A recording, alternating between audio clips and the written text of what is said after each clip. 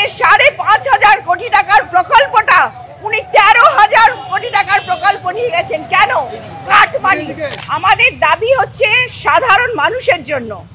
আজকে মেট্রো রেলের কালকে মোদিজি এসে কত বড় একটা প্রকল্প এই বাংলায় আমাদের বিজেপি সরকার না থাকা সত্ত্বেও আজকে বিজেপি সরকারের সাহায্য এই মানুষ ভোগ করছে। আজকে মমতা ব্যানার্জি দেখুন এই ৩৬৬ মিটার এই লাইনটা করতে দিচ্ছে না। কার স্বার্থে? কেন?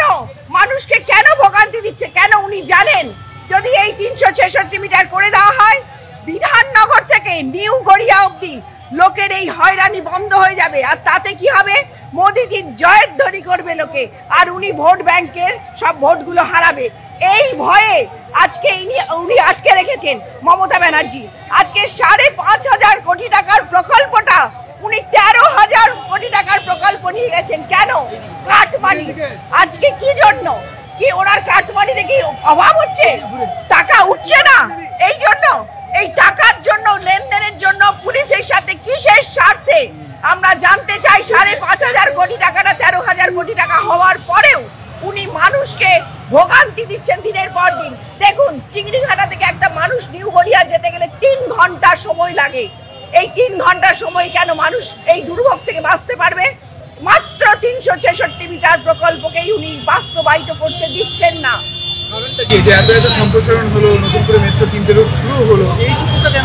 তার কারণটা আপনাকে প্রথমেই বলে দিলাম যে মোদিজির জয়ধ্বনি উঠবে, মানুষ বিজেপি সরকারের সাথে চলে আসবে। এই ভয় যে মানুষ ভাবছে আজকে ভোগান্তি করি, মানুষকে কিভাবে উনি পরিষেবা দিচ্ছেন না। আজকে আমরা ১৫ বছর ধরে দেখতে পাচ্ছি উনি একটা মিথ্যাশ্রী। রাজ্য সরকারের পক্ষ থেকে বলা হচ্ছে যে এই রাস্তাটুকু যেহেতু যানজট তৈরি হতে পারে সেই কারণে এই কাজটা ভুলতে রয়েছে। কারণ যানজট তৈরি হওয়ার জন্য যদি এইটুকু প্রকল্প বন্ধ হয়ে থাকে তাহলে গোটা মেট্রো তাহলে কোনোদিনই গঙ্গার তলা দিয়েও মেট্রো যেত না, রাস্তাও সারাই হতো না। আমরা জানি যে কোনো জায়গায় কিছু সারাই করতে গেলে একটু যানজটের একটু ভোগান্তি হয়, কিন্তু এই পার্মানেন্ট সলিউশনটা তো হয়ে যেত। আজকে এই যে দিনের পর দিন মানুষ ভোগান্তি হচ্ছে, সেই ভোগান্তিটা বড় না রাত্রি ১১টা থেকে ৫টা? আপনি বলুন তো, রাত্রি ১১টা থেকে ৫টা অবধি কোন মানুষ রাস্তায় চলাচল করে ভোগান্তি তাদের হবে? এই যে দিনের বেলায় যে ভোগান্তি হচ্ছে সেই ভোগান্তিটা বড় নাকি না রাত্রি ১১টা থেকে ৫টা? যদি অল্প সময় এইটুকু কাজ করতে কতটুকু লাগে? তাহলে সারা পশ্চিমবঙ্গে তো কোনো কাজই করা যাবে না। রাস্তাঘাট যখন সারাই করা হয় তখন আমরা বন্ধ করে রাখি না? এটা একটা শুধু মানুষকে বঞ্চনা, প্রতারণা। এবং আমার মনে হয় এর পেছনে ১৩,০০০ কোটি টাকাটা উনি কি করে ২৬,০০০ কোটি টাকায় নিয়ে যেতে পারছেন না, এই জন্যই উনি এই প্রকল্প আটকে রেখেছেন। আমার নাম মলি পাল, বারাসাত জেলার সম্পাদিকা। তোমরা দেখলে আজকে এই বারাসাত জেলার সম্পাদনা মনি পাল কি বললো। মনি পাল বলছে যে এই যে এত বড় রাস্তা, এত কিলোমিটার রাস্তা, সেটা এই একটুখানির জন্য জুড়ে দিলেই তো হয়ে গেল। তো এইটা রাজ্য সরকার করতে দিচ্ছে না। আদৌ রাজ্য সরকার করতে দিচ্ছে না নাকি এর পিছনে অন্য কোনো কারণ আছে, সেটাই দেখার পালা। হ্যাঁ বন্ধুরা, আদৌ কি রাজ্য সরকার সত্যিই করতে দিচ্ছে না নাকি এর পিছনে অন্য কোনো কারণ আছে, সেটাই দেখার পালা। যে ব্রিজটা তোমরা দেখতে পাচ্ছ, ব্রিজটা হালকা হালকা এখান থেকে দেখা যাচ্ছে, ব্রিজটা অল্প তোমরা ভিডিওতে নিশ্চয়ই দেখতে পাচ্ছ। তো এই ব্রিজটা সত্যি হয়ে গেলে তো মানুষের অনেক উপকার। এই রিসেন্টলি দেখো মেট্রো যে চালু হয়েছে সেটাতে কিন্তু মানুষ এখন কেন্দ্র সরকারের জয় জয়কার করছে।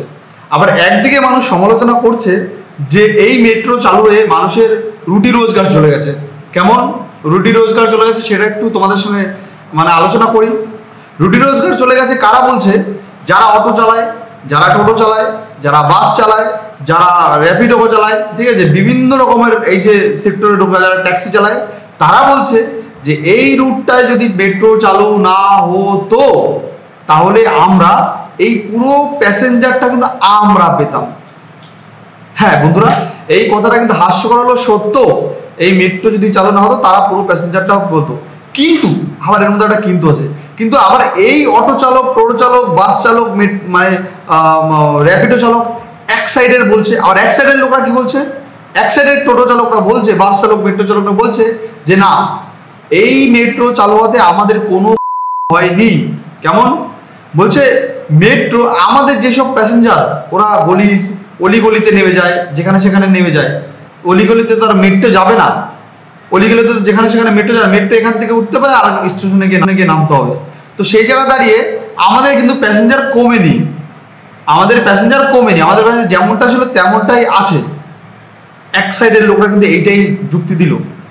আবার সাধারণ মানুষ বলছে যে তাদের কাছে এইটা একটা ভগবান তুল্য একটা জিনিস হয়ে গেছে। কেমন? যেখানে আগে যেই সব রাস্তা যেতে গেলে প্রায় 2 ঘন্টার উপরে লেগে যেত। সত্যিই তো, তোমরা একবার ভেবে দেখো, যদি যারা খুব তাড়াহুড়োতে যেতে চাও বা তাড়াহুড়ো করে যাও কলকাতার রাস্তাঘাটে চলাফেরা করো, তারা দেখবে শিয়ালদা থেকে যদি তুমি বাসে ওঠো হাওড়া যাওয়ার জন্য, শিয়ালদা থেকে যদি তুমি বাসে ওঠো হাওড়া যাওয়ার জন্য, দেখবে সেই বাস কিছু কিছু ক্ষেত্রে 1 ঘন্টা 1.5 ঘন্টাও লাগিয়ে দেয় হাওড়া পৌঁছতে। কিন্তু এখন মাত্র লাগে 10 মিনিটের মতন লাগে, নাকি 10-12 মিনিটের মতন লাগে। ভাবো, অ্যাকচুয়ালি হাওড়া শিয়ালদার দূরত্বটা কিন্তু খুব একটা বেশি না, কিন্তু ওই দূরত্বটা বাড়িয়ে দেয় রাস্তার ট্রাফিক, রাস্তার যানজট, এত পরিমাণের কলকাতা রাস্তায় গাড়ি। কিছু কিছু সময় দেখবে যে শিয়ালদা থেকে আমরা বাস ছাড়ে, সেই বাসটা যতক্ষণে মেট্রো গলি মানে ধর্মতলা গিয়ে পৌঁছাবে, অনেক সময় মানুষ হেঁটেও তার বরাবর মানে হেঁটেও চলে যায় ওই টাইমের মধ্যে। 3-4 কিলোমিটার হয়তো রাস্তা হবে শিয়ালদা থেকে ধর্মতলা, 3-4-5 কিলোমিটার হয়তো হতে পারে, 3-4 কিলোমিটার হবে, বেশি হবে না। আমি অনেকবার গেছি হেঁটে, অনেকবার কি একাধিকবার গেছি। বাসে উঠলে কিন্তু খুব একটা বেশি না, বাসে উঠলে 10 টাকার টিকিট তাদের থাকে, কিন্তু কিছু কিছু ক্ষেত্রে দেখা যায় বাস একটু মনে করো একটুখানি আগে দাঁড়িয়ে থাকে, আবার একটুখানি আগে দাঁড়িয়ে থাকে, আবার একটুখানি আগে দাঁড়িয়ে থাকে। একটা কথা কি বলতো, বাসে ওই দাঁড়ানোটা তো আছে একটা বিরক্তকর, তারপরে বাসের মধ্যে এত ভিড় হয়, তারপর ওই গরমের মধ্যে নিঃশ্বাস নিতে যেন কষ্ট হয়ে যায়, বাসের মধ্যে গরমের মধ্যে নিঃশ্বাস নিতে কষ্ট হয়ে যায়। আর ওরা কি বলতো একবারে চলে যাবে না তো, একটুখানি মানে 1 কিলোমিটার যেতে 50 বার দাঁড়াবে। তাই এতবার দাঁড়ালে তাই সেই জায়গায় মানে 10 মিনিটের রাস্তা সেখানে লেগে যাচ্ছে তাদের 1 ঘন্টা। বহুত লোক আছে যারা শিয়ালদা নেমে হেঁটে হেঁটে ধর্মতলা যায়, হেঁটে হেঁটে এক্সপ্লেনেডে যায়, হেঁটে হেঁটে তোমার চাঁদনি যায়, অনেক মানুষ আছে যারা হেঁটে হেঁটে যায়। কারণ যারাও জানে যে বাসে যাবো, ওই বাসে গেলে অনেকক্ষণ লাগবে, বোরিং ফিল হবে, দরকার নেই ভাই হেঁটে হেঁটে যাই, বিভিন্ন জিনিস দেখতে দেখতে যাবো, রাস্তায় যদি কিছু পছন্দ হয় কিনেও নেবো, সেটাই ভালো হবে, আর শরীরের জন্য ভালো। তো এটাই আমি না বেশিরভাগ ক্ষেত্রে দেখা যায় যে আমি যখন যাই কলকাতা, খুব কম গেছি বাসে, আমি হেঁটে হেঁটে যাই, আসার সময় বাসে চলে আসি, কারণ আসার সময় জিনিসপত্র থাকে তো অনেক, সেগুলো তুমি হাঁটা সম্ভব না, বাসে চলে আসি। তো এটাই হয়। তো না ট্যাক্সি করে নিই 100-150 টাকা নেয়, শিয়ালদা স্টেশন চলে আসি বিন্দাস, ঠিক আছে। তারপর এই দেখো এই যে রাস্তাটা, এটা রাস্তা, এই ব্রিজটা কিন্তু অনেকটা কাজ হয়ে পড়ে আছে। তোমরা ভাবো এই যে জায়গার ব্রিজটা অনেকটা কাজ হয়ে পড়ে আছে, কিন্তু ওদিকে কাজের ব্রিজটা পুরো মানে একটা তো এতটা এসে বসে আছে, যুক্ত আর হচ্ছে না।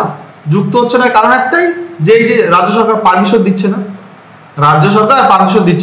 আদৌ কিন্তু আমি এর সত্যতা যাচাই করিনি, এখন বিজেপি নেত্রী ওইখানকার নেত্রী উনি বললো, তাই আমার মনে হলো যে হতেই পারে, কারণ এতটা ব্রিজ, এদিকে কাজ পুরো কমপ্লিট, শুধু মাঝখানে একটু যুক্ত হওয়াটা বাকি। এই যুক্তটা হলেই দুটো প্রান্ত মিলে যায়, তো আজকে যুক্তটাই হতে দিচ্ছে না। কে হতে দিচ্ছে না, কারা হতে দিচ্ছে না? এই মহিলার মুখে তো আপনারা শুনলেন যে তৃণমূলের লোকরাই যুক্তটা হতে দিচ্ছে না। তাহলে যুক্তটা হলে দেখো ব্যাপারটা হলো, যুক্তটা হলে হয়তো এদের সমস্যা হবে, কারণ এখানে প্রচুর বাস চলে, টোটো চলে, অটো চলে, মানে বিভিন্ন রকম জিনিস চলে। তো তাদের সবার কাছ থেকে না একটা মাস গেলে হয়তো একটা টাকা নেয়, সরকার তো আলাদাভাবে দেয় যা যা নেওয়ার, এছাড়া সরকারের বাইরেও কিছু কিছু কমিউনিটি থাকে, তারাও কিছু কিছু করে টাকা নেয়। তো তারাই দেখছে না এইটা যুক্ত করলে, তো আমরা তো এখানে অনেকগুলো কমিউনিটি আছি, রাম শ্যাম যদু মধু, আমার অনেক কমিউনিটি আছে। দেখুন একটা টোটো স্ট্যান্ড আছে, টোটো স্ট্যান্ডে যদি কেউ নতুন টোটো বার করে তার কাছ থেকে 5 লাখ নেবো, আর যদি ওখানে মেট্রো চালু হয়ে যায় টোটো স্ট্যান্ডে ইনকাম হবে না। দেখা গেলো অটো স্ট্যান্ড আছে, অটো স্ট্যান্ডে কেউ যদি নতুন চালু, তাকে একটা নাম্বার দেবো, তার কাছে 10 লাখ নেবো। তাহলে ওইটা যদি চালু হয়ে যায় তাহলে ওই ধান্দাটা আমাদের বন্ধ হয়ে যাবে, মানে ওই যে বিজনেস ওটা বন্ধ হয়ে যাবে। মনে করো কারো ট্যাক্সি স্ট্যান্ড বা ট্যাক্সি নতুন বার করবে, তার কাছ থেকে আমি 20 লাখ টাকা নেবো। মনে করো এবার ওই রাস্তাটা জুড়ে যায়, তাহলে ওই ট্যাক্সি লাইনের প্যাসেঞ্জার হবে না, তার জন্য এইটা আমার মনে হয় কোথাও দিয়ে বন্ধ করে দেওয়া হচ্ছে। তাই জন্য এইটা আমার মনে কোথাও দিয়ে যে এই যে রাস্তা জুড়তে দেওয়া হচ্ছে না, কারণ এইটা যদি জুড়ে দেয় অনেক লোকের প্রবলেম হবে। কেমন প্রবলেম? সাধারণ লোকের প্রবলেম হয়, সাধারণ লোকের তো উপকারই হবে। প্রবলেম হবে কাদের জানো?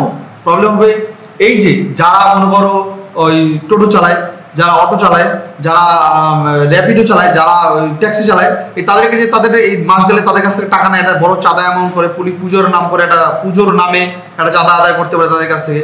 তারপরে ধরে রাখো পুজোর নামে তারা চাঁদা আদায় করে, তারপরে আবার ধরে রাখো মনে করো এই যে কেউ যদি নতুন টোটো ফোটো যেটা বললাম আমি, এইভাবে তারা একটা আদায় করে।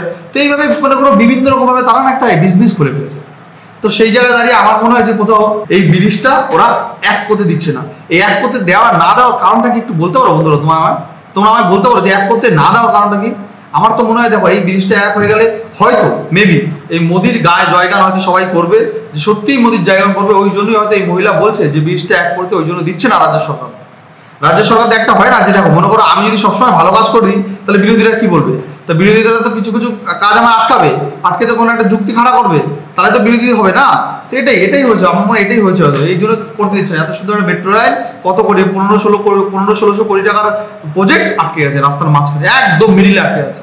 শুধু একটু দুটো প্রান্ত খালি মিললেই দুটো এলাকার লোক বা দুটো জায়গার লোক, দুটো প্রান্তের লোক বিন্দাস এই পাশ থেকে ওপাশে যাতায়াত করতে পারবে। তা আবার মেট্রোতে ভাবছো, এসি রুমে যাবে একদম কম টাকার টিকিটে মেট্রোতে। যাই হোক, এরকম মেট্রো যদি আমাদের গায়ে গ্রাম অঞ্চলে শহরের চলে, মানে কলকাতার পার্শ্ববর্তী এলাকায় সারা যদি চালু হয়ে যায় তাহলে আশা করি খুবই ভালো হবে। লোকাল ট্রেন বন্ধ হয়ে মেট্রো যদি চালু হয়ে যায় আশা করি ভালো হবে।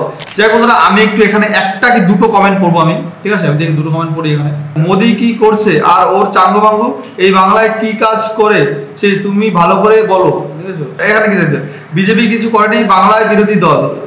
এখানে যে ওদের দাবি সাধারণ মানুষের জন্য নয়, ওদের জন্য। ঠিক আছে? এখানে দেখছে তুমি আগে ভালো করে পড়াশোনা করে এসো তারপর ডায়লগ দাও, ঠিক আছে? এখানে তোর দাবি ডবল, ঠিক আছে? এবার বিজেপির আসন অর্ধেকটা কমছে, ঠিক আছে? মোদি দিয়ে হিন্দু মুসলমান করবে আর উপকার করবে। তো যাই হোক বন্ধুরা, আমি দুটো জায়গায় একটু বেশি কমেন্ট তোমাদেরকে পড়ে দেখালাম। তো আজকে ভিডিওটা কেমন লাগলো অবশ্যই সেটা তোমরা কমেন্ট বক্সে জানিও। নেক্সট আবার দেখা হচ্ছে ঠিক 2 ঘন্টা পর। আর হ্যাঁ বন্ধুরা, যারা এখনো চ্যানেলটাকে সাবস্ক্রাইব করোনি তো তারা প্লিজ এই লাল কালা বাটনটা টিপে চ্যানেলটাকে সাবস্ক্রাইব করো। আর হ্যাঁ বন্ধুরা, আজকের ভিডিওতে আমি লাইক টার্গেট রাখছি মাত্র 300 লাইক আর 100 কমেন্ট করে তোমরা ভিডিওর পাশে দাও। আর লাইক আর টার্গেটটা খুব তাড়াতাড়ি পূরণ করে দাও। ঠিক 2 ঘন্টা পরে নিয়ে আসছি নতুন কোনো ভিডিও নতুন কোনো রূপে। তো বন্ধুরা, আজকে মতো এখানে শেষ করছি। Bye bye.